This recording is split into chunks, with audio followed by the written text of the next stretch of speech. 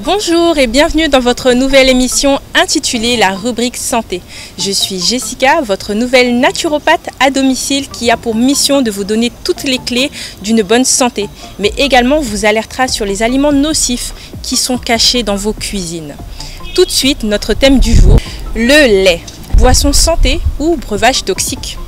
Le lait, boisson de l'enfance par excellence, de par sa blancheur, fait souvent référence à la pureté et à la santé. Mais qu'en est-il réellement? Il est important premièrement de distinguer deux types de lait, le lait humain et le lait animal. Ces deux laits sont extrêmement différents. Et la question posée à travers notre thème du jour est: le lait animal que consomment les humains est-il bon pour lui, ou autrement dit, est-il adapté à lui? Et pour répondre à cette question, nous allons utiliser le référentiel de base qu'est la nature. Et dans cette nature, nous pouvons remarquer que chaque animal boit le lait de l'espèce dont il est issu. Aucun bébé chat ne boit le lait d'une lapine, ou encore aucun bébé girafe ne boit celui de l'éléphant. Pour la simple et bonne raison que tous les laits sont différents et répondent aux besoins spécifiques de leurs espèces. Prenons le cas du petit veau, qui à la naissance pèse environ 40 kg et va atteindre en environ moins de 6 mois jusqu'à 10 fois son poids, soit 400 kg. Oui, le petit veau, en très peu de temps, a une croissance phénoménale. Une croissance liée aux besoins de son espèce, qui est une ossature massive. Un besoin auquel répond le lait maternel de la vache par sa composition qui contient de grandes quantités de protéines. En revanche, côté cognitif, en ce qui concerne les apports pour le développement du cerveau, le lait de vache en est très peu pourvu. Si on se penche sur les vaches issues de l'industrie laitière, on se rend compte que notre verre de lait est bien plus complexe que ça. Les vaches laitières, afin de produire plus de lait pour répondre à une demande constante des consommateurs, se font injecter des hormones de croissance pour grandir plus vite et ainsi produire plus de lait rapidement.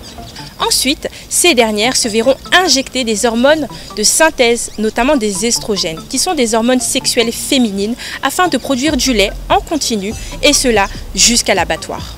Des hormones de synthèse qui vont agir dans notre corps en tant que perturbateurs endocriniens, c'est-à-dire qui vont avoir une action sur nos hormones, interférant sur l'expression des caractères sexuels, comme une puberté précoce ou encore une recherche de genre autre que celui établi par la nature. Aussi, comme ces vaches sont exploitées pour leur lait, cela leur cause des maladies physiques et mentales.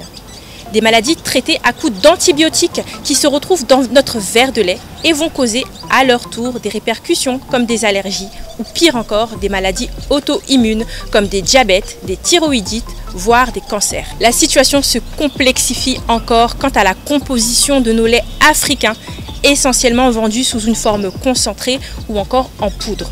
Des laits qui définitivement n'en sont plus puisqu'ils sont composés à plus de 50% de l'huile de palme, hydrogénée, donc dénaturée, hautement cancérigène, et du sucre, diabétisant, favorisant l'obésité. Des maladies pourtant évitables si on se réfère aux besoins de notre espèce, l'être humain. Le lait humain est le meilleur aliment pour le bébé humain, puisqu'il contient les nutriments adaptés à ses besoins, notamment à ceux de son cerveau. Il est également plus qu'un aliment, car il est un véritable médicament.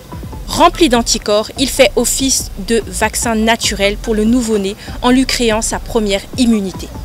Il est aussi sociabilisant puisque la promiscuité mère-enfant génère chez le futur adulte de l'empathie.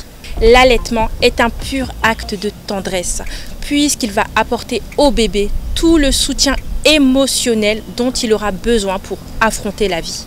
Il est à noter que passé un certain âge, soit entre 3 et 7 ans, le jeune enfant n'a plus besoin de lait pour le restant de sa vie, puisqu'il ne possède plus les enzymes lui permettant de digérer le lactose présent dans le lait.